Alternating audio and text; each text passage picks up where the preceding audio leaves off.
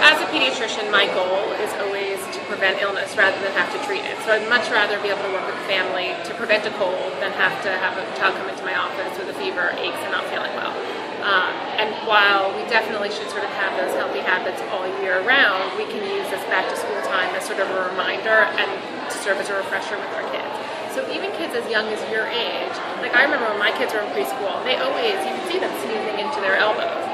Most adults don't sneeze into their elbows, but you know what? Kids will learn if they see you doing it. You're the best role model for them. So things that you could do at home would be model the behaviors you want to see. Right. So if you have to sneeze, you say, oh, excuse me, to sneeze into your elbow. Right. If you blow your nose into a tissue, say out loud to your son, I just blew my nose into the tissue, I'm throwing the tissue in the garbage, and I'm going to wash my hands. Right. And then there are different fun activities you can do. So whether you make up a song that lasts 20 seconds, you sing the ABCs twice, you set an egg timer at the thing, you sort of show your child how long 20 seconds really is, so they understand that, when he's washing his hands, he's doing it for long enough, and then he's drying them thoroughly as well.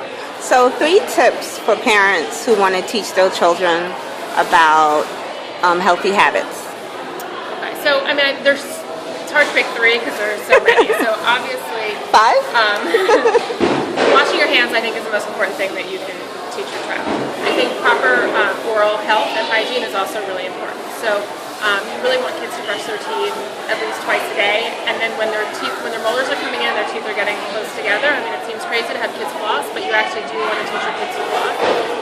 And the sooner you sort of start that as part of their routine, and the earlier you start that training, the longer that habit's going to last them forever, because this becomes a part of your day. Just like you wake up in the morning, you brush your teeth, you floss your teeth, you wash your hands, you wash your face, you start your day. Another really important healthy habit is to get kids to do physical activity.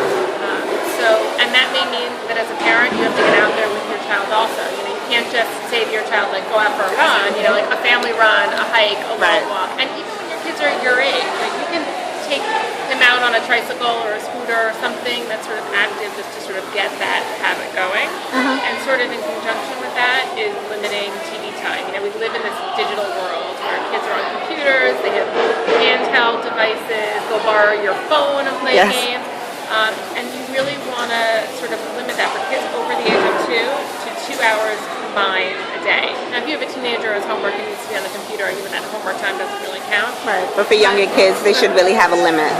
Absolutely, and talk to kids about the limits. So, like, if your 4-year-old wakes up in the morning and before school he wants to watch a show, you can say, oh, okay, well, that's 30 minutes. So that means, after you come home from school, you've already had 30 minutes. And whether you write the number down, add it up, make it a math problem, there are fun ways